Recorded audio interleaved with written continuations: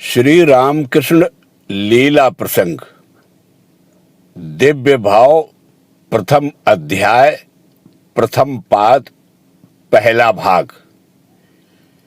ब्राह्म समाज में श्री रामकृष्ण देव का प्रभाव। जय ठाकुर, जय मां, ओम शिव शिव शिव।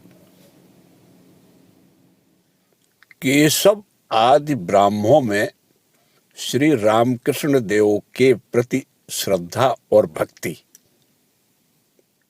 भारतवर्षीय ब्राह्म समाज के आचार्य केशव चंद्र सेन के साथ भेंट होने के उपरांत कलकत्ते का जनसाधारण श्री रामकृष्ण देव के संबंध में जान गया था। गुणग्राही केशव सेन प्रथम दिन के दर्शन से ही श्री रामकृष्ण देव के प्रति विशेष रूप से आकृष्ट हुए थे। इस बात का हम पहले ही उल्लेख कर चुके हैं। पाश्चात्य भाव में भावित होने पर भी उनका चित्त यथार्थ ईश्वर भक्ति से पूर्ण था और उस अमृतमय भक्ति रस का अकेले संभोग करना उनके लिए असंभव था। अतः श्री रामकृष्ण देव के पुण्य दर्शन और अमृतमयी वाणी से वे अपने जीवन पथ में जितना ही नया प्रकाश देखने लगे, उतना ही उस बात को मुक्त कंठ से जनसाधारण को जताने लगे तथा उत्साह के साथ सबको बुलाने लगे, जिससे वे भी उन्हीं की तरह तृप्ति और आनंद लाभ कर सके। इसी कारण दिखाई पड़ता है कि इस समाज की अंग्रेजी और बंगला सभी पत्र पत्रिकाएं, उदाहरण के लिए सुलभ समाचार, Sunday mirror, theistic quarterly review आदि इस समय से श्री रामकृष्ण देव के पवित्र चरित्र, सार गर्भित वाणी एवं धर्म विषयक मतामत की आलोचना से परिपूर्ण हैं। व्याख्यान तथा सामूहिक उपासना के अनंतर व्याख्यान मंच से ब्राह्म समूह को संबोधन पूर्वक उपदेश प्रदान के समय भी केशव चंद्र आदि ब्राह्म नेतागण प्रायः श्री रामकृष्ण देव के श्री वचनों की आवृत्ति किया करते थे। फिर अवसर पाने पर उनमें से दो चार व्यक्ति और कभी दल बल के साथ नेत्र वर्ग भी दक्षिणेश्वर में श्री रामकृष्ण देव के पास उपस्थित होकर सत्य चर्चा में कुछ समय बिताया करते थे। श्री रामकृष्ण देव का ब्राह्मणों के साथ प्रेम संबंध। ब्राह्म नेताओं की धर्म पिपासा तथा ईश्वरानुराग को देखकर आनंद चित्त से वे किस प्रकार साधन समुद्र में एकदम डूबकर ईश्वर का प्रत्यक्ष दर्शन रूप रत्न लाभ करके कृतार्थ हो सके, उसके विषय में पथ निर्देश करने के लिए श्री रामकृष्ण देव इस समय से विशेष प्रयत्न कर रहे थे। उनके साथ हरि कथा और कीर्तन में श्री रामकृष्ण देव इतना अधिक आनंद अनुभव करते थे कि वे अक्सर ही स्वेच्छा से केशव के घर पहुंच जाते थे। इस प्रकार से उस समाज के अनेक धर्म पिपासु व्यक्तियों के साथ वे बहुत ही घनिष्ठ संबंध द्वारा संबद्ध हो गए थे। और केशव के अतिरिक्त अन्यान्य ब्राह्मणों के घर पर भी कभी कभी पहुंचकर उनका भी आनंद वर्धन करते थे। सिंदुरिया पट्टी के मणिमोहन मलिक, माथा घसा गली के जयगोपाल सेन, बराह नगर के सीती नामक पल्ली के बेड़ी माधव पाल, नंदन बागान के काशीश्वर मित्र आदि ब्राह्म मतावलंबी व्यक्तियों के घरों में उत्सव के समय तथा अन्य समय में भी उनका गमनागमन दृष्टांत रूप से उल्लेखित हो सकता है। कभी कभी ऐसा भी हुआ है कि व्याख्यान मंच से उपदेश प्रदान करते समय श्री रामकृष्ण देव को एकाएक ब्राह्म मंदिर में आते देखकर श्री केशव अपना भाषण बंद कर मंच से नीचे उतर आए और उनका स्वागत करते हुए उन्हें मंच पर बिठाकर उनकी वाणी सुनने तथा उनके साथ कीर्तन करने के आनंद में उस दिन की उपासना का उपसंहार कर दिया। श्री रामकृष्ण देव उन्हीं के मत के व्यक्ति हैं। ब्राह्मणों में ऐसी धारणा होने का कारण अपने अपने संप्रदाय के लोगों से ही मनुष्य निष्कपट भाव से मिलने में तथा निसंकोच आनंद का अनुभव करने में समर्थ होता है।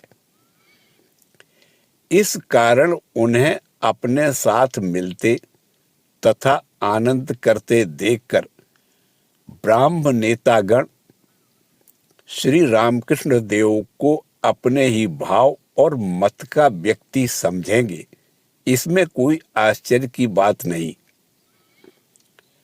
शाक्त और वैष्णव आदि विभिन्न संप्रदाय के लोग भी उन्हें अपने साथ योगदान और आनंद करते देखकर प्रायः वैसा ही समझते थे। समस्त भावों की उत्पत्ति तथा समन्वय भूमि के भावमुख में अवस्थित होने में वे समर्थ हुए थे। इसी कारण श्री रामकृष्ण देव वैसा कर सके थे। यह बात उस समय कौन समझता, किंतु वे उनके साथ निराकार सगुण ब्रह्म के ध्यान और कीर्तन में तन्मय होकर उन लोगों की अपेक्षा अधिक आनंद का अनुभव करते थे और जहां वे लोग अंधकार देखते थे वहां वे अपूर्व प्रकाश में सत्य वस्तु का अपरोक्ष अनुभव करते थे। इस विषय में ब्राह्म समाज के लोगों को किंचिन मात्र भी संदेह नहीं था। उन लोगों ने इस बात को भी समझा था कि ईश्वर को सब कुछ सौंपकर श्री रामकृष्ण देव की तरह तन्मय हुए बिना उस प्रकार का दर्शन और आनंदानुभव कभी संभव नहीं हो सकता। ब्राह्म साधकों को श्री रामकृष्ण देव का साधन पथ पर अग्रसर करना भारतवर्षीय ब्राह्म समाज के बहुत से लोगों के सत्यानुराग, त्यागशीलता और धर्म पिपासा आदि सद्गुणों का परिचय पाकर श्री रामकृष्ण देव उन्हें अपने जीवन आदर्श के अनुसार धर्म पथ पर अग्रसर कराने के लिए सचेष्ट हुए थे। ईश्वरानुरागी व्यक्ति किसी भी संप्रदाय के क्यों न हो, श्री रामकृष्ण देव उन्हें सदैव परम आत्मीय समझते थे और वे अपने अपने पथ पर अग्रसर होते हुए पूर्णता प्राप्त कर सकें उसके लिए सर्वांतःकरण से सहायता देते थे। फिर यथार्थ ईश्वर भक्तों को श्री रामकृष्ण देव एक अलग जाति रूप से निर्देश करते थे और उनके साथ भोजन पान करने में भी संकोच नहीं करते थे। अतः यह कहने की आवश्यकता नहीं कि वे केशव तथा उनके सहयोगी विजय कृष्ण गोस्वामी, प्रताप चंद्र मजूमदार, चिरंजीव शर्मा, शिवनाथ शास्त्री, अमृतलाल बसु आदि व्यक्तियों को अत्यंत स्नेह की दृष्टि से देखते तथा उन्हें आध्यात्मिक सहायता देने में उद्यत हो उनके साथ भोजन पान करने में संकुचित नहीं होते थे। उन्हें इस बात को समझने में समय नहीं लगा कि ये लोग पाश्चात्य शिक्षा एवं पाश्चात्य भाव ग्रहण के कारण जातीय धर्म आदर्श से व्युच्युत हो बहुत दूर चले जा रहे हैं और बहुधा समाज संस्कार को ही धर्मानुष्ठान का एकमात्र कार्य समझ बैठे हैं। इस कारण उन्होंने इन लोगों के भीतर यथार्थ साधनानुराग प्रबुद्ध कर दिया था और समाज इनके साथ उस मार्ग पर अग्रसर हो या न हो, उन लोगों को केवल ईश्वर लाभ ही जीवनोद्देश्य रूप से अवलंबन कराने का प्रयत्न किया था। फलस्वरूप श्री केशव चंद्र अपने दलबल के साथ उनके प्रदर्शित मार्ग में बहुत दूर तक अग्रसर हुए थे।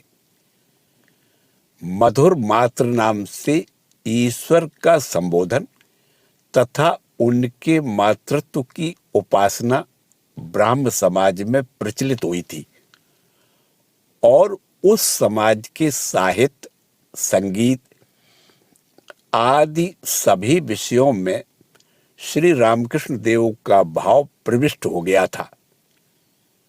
फलस्वरूप ब्राह्म समाज को उस भाव ने बहुत ही सरस बना दिया था और इतना ही नहीं, वरन हिंदुओं के आदर्श एवं अनुष्ठानों को भ्रम तथा कुसंस्कार से पूर्ण समझकर ब्राह्म समाज ने अपने को उससे पृथक कर लिया था। परंतु साथ ही हिंदुओं में भी बहुत से विषय सोचने तथा शिक्षा प्राप्त करने योग्य हैं। यह बात भी ब्राह्म समाज के नेतागण समझ सके थे। ब्राह्मणों को सिर दुम छोड़कर उनकी बात ग्रहण करने के लिए कहने का कारण पाश्चात्य भाव से भावित केशव चंद्र तथा उनके साथी श्री रामकृष्ण देव के सब प्रकार के भाव और उपदेश समझ नहीं सकेंगे और जितना समझ सकेंगे उसे भी पूर्णतः ग्रहण करना उन लोगों को रुचिकर नहीं होगा। इस विषय में श्री रामकृष्ण देव पहले से ही सावधान थे। उन लोगों को उपदेश देते समय किसी बात के बताने के बाद उस विषय का स्मरण कर वे प्रायः कहा करते थे, जो कुछ मन में आया मैं कह गया, तुम लोग उसका सिर तुम छोड़कर ग्रहण कर लेना, केवल सार भाग ग्रहण कर लेना। फिर उन्हें इस बात के समझने में भी विलंब नहीं लगा कि ब्राह्म समाज के अनेक व्यक्तियों के निकट समाज संस्कार और भोग वासना का तृप्ति साधन ही जीवन का उद्देश्य बन गया है। यह विषय वे कभी कभी हास परिहास में प्रकट भी किया करते थे और कहते थे, श्री रामकृष्ण देव का हास परिहास में शिक्षा प्रदान। केशव के वहां मैं गया था, उन लोगों की उपासना देखी। बहुत देर तक भगवान के ऐश्वर्यों की बात कहने पर अंत में उसने कहा, अब हम ईश्वर का ध्यान करें। मैंने सोचा कि न जाने कितनी देर तक ध्यान करेंगे। अजी 2 मिनट आंख मूंदते न मूंदते ही हो गया। ऐसा ध्यान करने पर क्या कोई उन्हें पा सकता है? जब वे ध्यान कर रहे थे तब मैंने उन लोगों के मुख की ओर ताका, फिर केशव से कहा, तुम में से बहुतों का ध्यान देखा, कैसा लगा जानते हो? दक्षिणेश्वर में पेड़ के नीचे कभी कभी बंदर चुपचाप बैठे रहते हैं, मानो कितने अच्छे हैं, कुछ भी नहीं जानते। परंतु असली बात ऐसी नहीं। वे बैठे बैठे सोच रहे थे कि किसके घर के छप्पर पर कद्दू कुमाड़ा है, किसके बाग में केला या बैंगन है। थोड़ी ही देर के बाद वे सबके सब हूप करते हुए कूदकर वहां पहुंच जाते और उन्हें तोड़ ताड़ कर खा जाते। मैंने देखा यहां बहुतों का ध्यान ठीक वैसा ही है। सब लोग सुनकर हंसने लगे। इस प्रकार हास परिहास में श्री रामकृष्ण देव हमें भी शिक्षा प्रदान किया करते थे। हमें स्मरण है कि स्वामी विवेकानंद एक दिन उनके सामने बैठकर भजन गा रहे थे। उन दिनों स्वामी जी ब्राह्म समाज में आते जाते थे और सुबह शाम 2 बार ब्राह्म समाज के अनुसार उपासना और ध्यान आदि किया करते थे। उस एक पुरातन पुरुष निरंजन में चित्त समाधान करो रे आदि ब्राह्म संगीत को वे बहुत ही प्रेम के साथ तन्मय होकर गाने लगे। इस संगीत के एक पद में है, भजन साधन उनका करो रे निरंतर। श्री रामकृष्ण देव उन बातों को स्वामी विवेकानंद जी के मन में दृढ़ रूप से अंकित कर देने के लिए एकाएक बोल उठे, नहीं ऐसा नहीं, बोल भजन साधन उनका करो रे दिन में 2 बार। कार्य रूप में जिसे तू नहीं कर सकेगा, झूठ मूठ उसे क्यों कहता है? सब लोग खिलखिलाकर हंस पड़े। स्वामी जी भी कुछ लज्जित हो गए। ब्राह्मणों को शिक्षा प्रदान ऐश्वर्य ज्ञान से ईश्वर को अपनाया नहीं जा सकता। किसी दूसरे समय श्री रामकृष्ण देव ने केशव आदि ब्राह्मणों से उपासना के संबंध में कहा था, तुम लोग उनके अर्थात ईश्वर के ऐश्वर्य की बात उतना क्यों कहते हो? क्या पुत्र पिता के सामने बैठकर मेरे पिता के कितने मकान हैं, कितने घोड़े हैं, कितनी गाड़ियां, कितने बाग बगीचे हैं, ऐसा सोचता है? अथवा पिता उसके कितने अपने हैं, ऐसा सोचता है? अथवा पिता उसके कितने अपने हैं, उसे कैसा प्यार करते हैं, इस तरह सोचकर मुग्ध हो जाता है। पुत्र को पिता भोजन वस्त्र देते हैं, सुख में रखते हैं, तो यह कौन सी बड़ी बात है? हम सभी उनकी संतान हैं। अतः वे हमारे प्रति उस प्रकार के प्रेम का व्यवहार करेंगे ही, इसमें आश्चर्य की बात क्या है?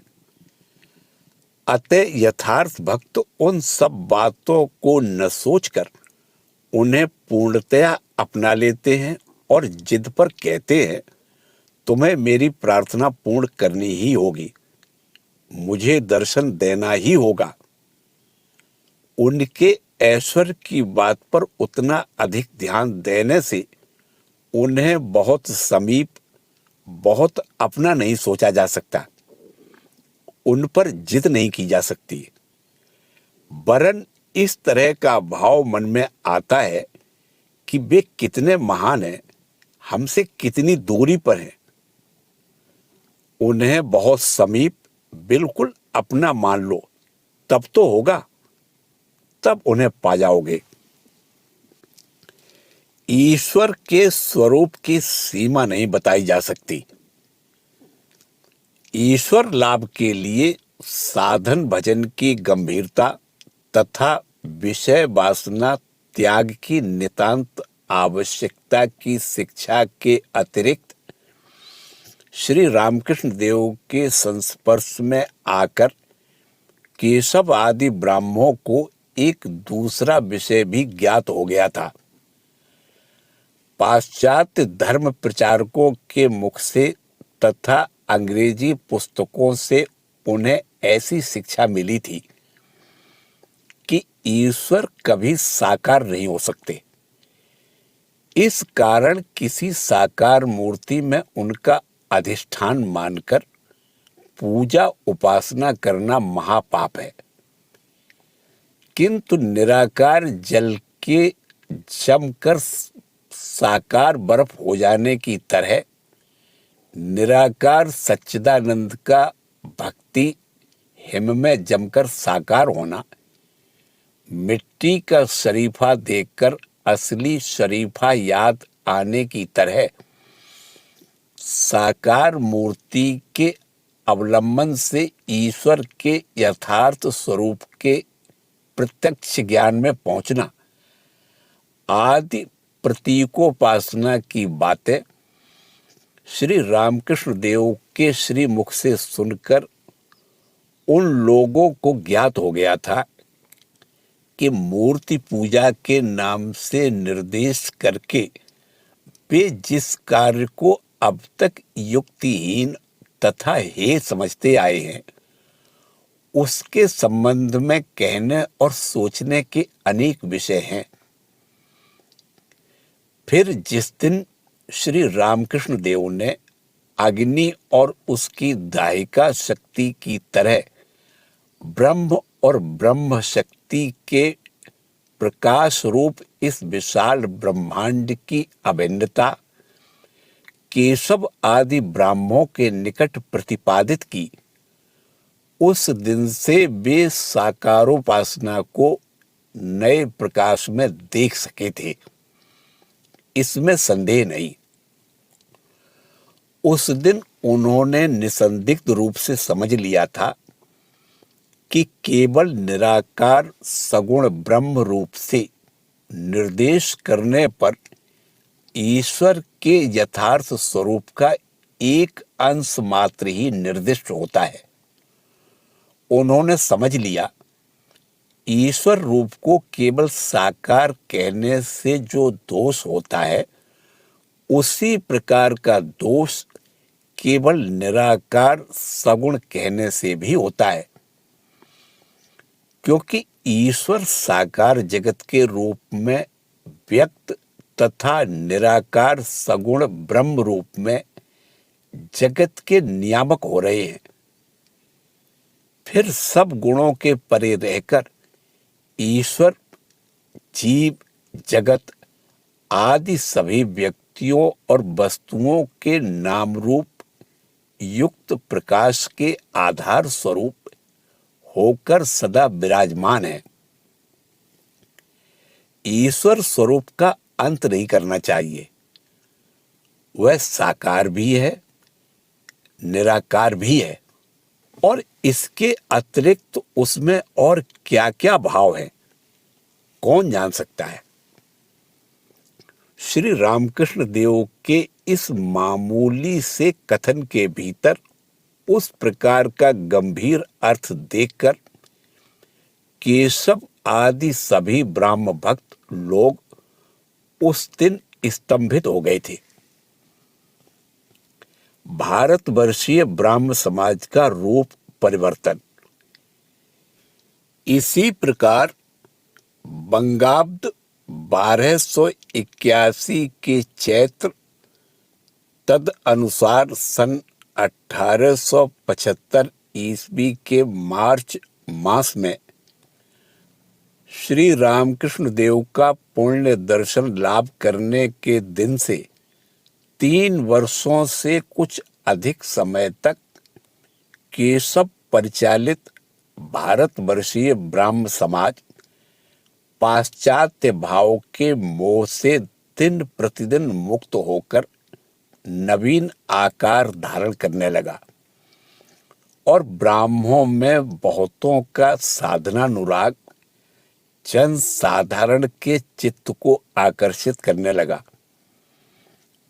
इसके बाद बंगाब्द 1284 सन 1878 ईस्वी के 6 मार्च को श्री केशव चंद्र ने अपनी कन्या का विवाह कूच बिहार प्रदेश के महाराजा के साथ कर दिया। ब्राह्म समाज ने विवाह के निमित्त कन्या की आयु सीमा जो निर्धारित कर दी थी, उसमें केशव की कन्या की आयु कुछ कम होने के कारण ब्राह्म समाज में भारी हलचल मच गई। पाश्चात्य प्रणाली के अनुकरणानुसार समाज सुधार के जोश से प्रेरित हो नेतागणों ने ब्राह्म समाज की 2 शाखाएं कर दी, एक भारतवर्षीय और दूसरी साधारण। परंतु ब्राह्म समाज के ऊपर श्री रामकृष्ण देव का प्रभाव उस घटना से घटा नहीं। वे दोनों दलों को समान रूप से अपनाते रहे। दोनों दलों के धर्म पिपासु उनके समीप आकर पहले की ही तरह आध्यात्मिक मार्ग में सहायता लाभ करने लगे।